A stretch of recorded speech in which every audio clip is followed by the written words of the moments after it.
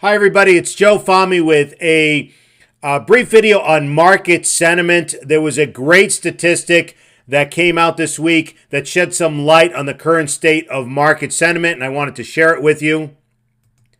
And the statistic comes from Sentiment Trader, who says that the S&P 500 has rallied 10% or more over a 7-week period 54 times since 1987. This is the first and only time it's done this, and more than half of the people still expect stocks to drop. The only times it's been even 40% or greater than 40% was 40% bearish was December of 90 and April of 2009.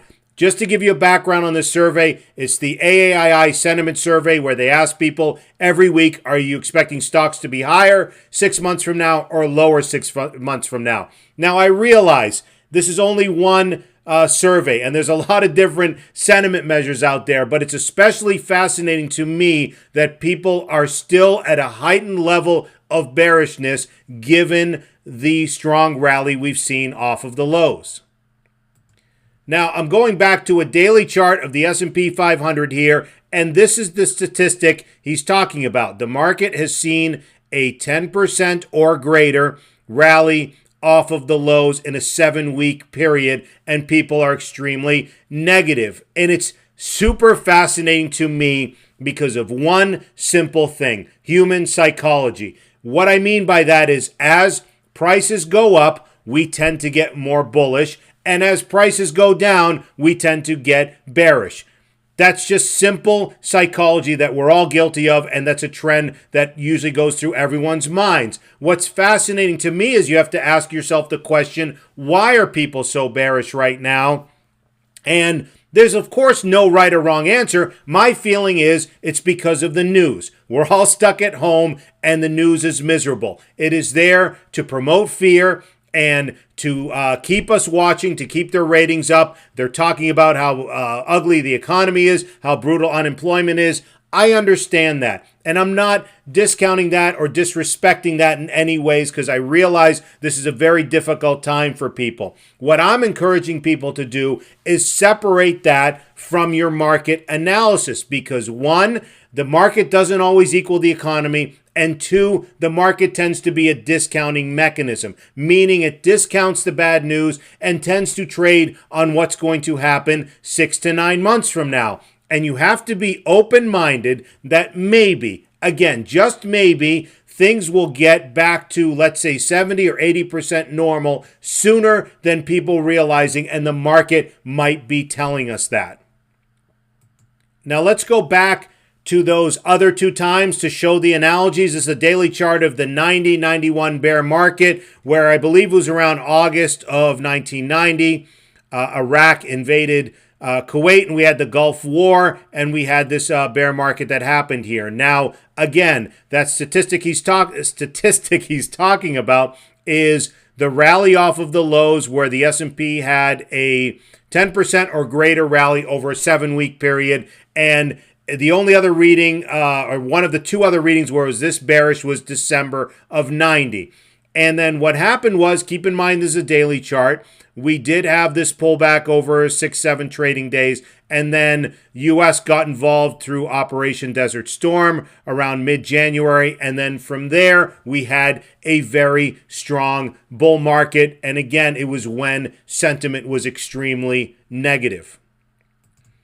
The other reading when sentiment was negative, just to give you another perspective, this was 2008-9 financial crisis, housing crisis we had, and we bottomed in March of 09. So again, the market had a greater 10% or greater rally in a 7-week period, and April of 09, people were incredibly bearish. Keep in mind, I am paying attention to this because the market tends to fool the majority. And that's why I pay attention to sentiment. People were very negative December of 90. We went higher. And then obviously in April of 09, and we ended up going higher from here. Now, why people were negative, and when I go back to today's chart, is the analogies are we had a war in 1990, Gulf War, and it was covered, was one of the first wars extensively covered on TV through CNN with all the missiles and so forth that promoted a lot of fear. Obviously, a war is a traumatic time, but I'm using the analogy that it promoted a lot of fear and people were extremely negative from the news. Also in 08-09 was also extensively covered on TV, especially on social media, Occupy Wall Street, all this stuff. It was a very traumatic time as well, and people were extremely negative. Now, when you fast forward to today, this unfortunate event with the coronavirus has caused a lot of disruption and hardship for people.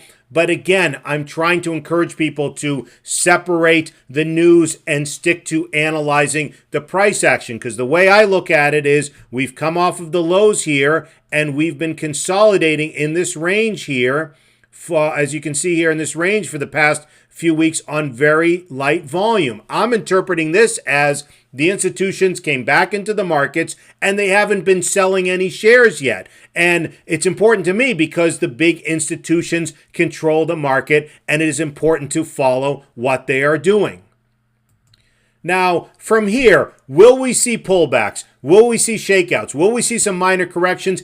Absolutely. But my feeling is they won't be so severe because a lot of people, because of one sentiment, a lot of people are expecting a retest of the lows and are prepared for it and are hedging for it. And the market's never obvious. So when a lot of people are talking about that, I'm saying it's unlikely that's going to happen. And sentiment, again, the market tends to fool the majority. The second reason I'm a little bit more constructive and positive than most people is the Fed. Whether you agree with it or not doesn't matter. You don't fight the Fed. They're keeping interest rates low, and they're pumping a lot of liquidity into the system, stabilizing the fixed income and bond markets, and that is really helping the overall tone for the market. And the third thing, which is the most important to me, reason to me, is I judge the health of the market on the price action of leading stocks. That's 90% of what I judge the health of, and right now, the leaders are acting well.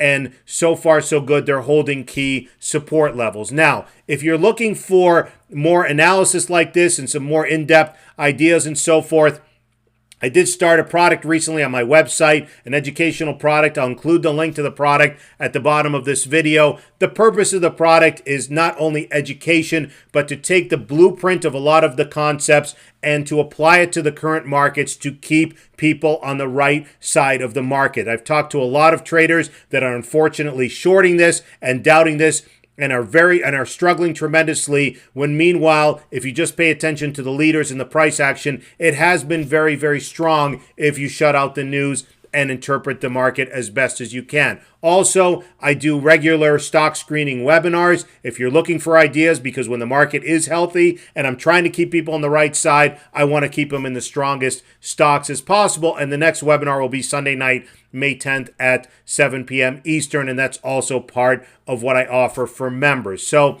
again, the purpose of this video is to talk about sentiment. The market tends to fool the majority, and I'm just really trying to encourage people to turn off the news and to pay more attention to the price action, because the big institutions control the markets, and also pay attention to the leaders, because as the leaders go, so goes the market. So I hope you found this helpful. Thank you so much for tuning in, and good luck trading.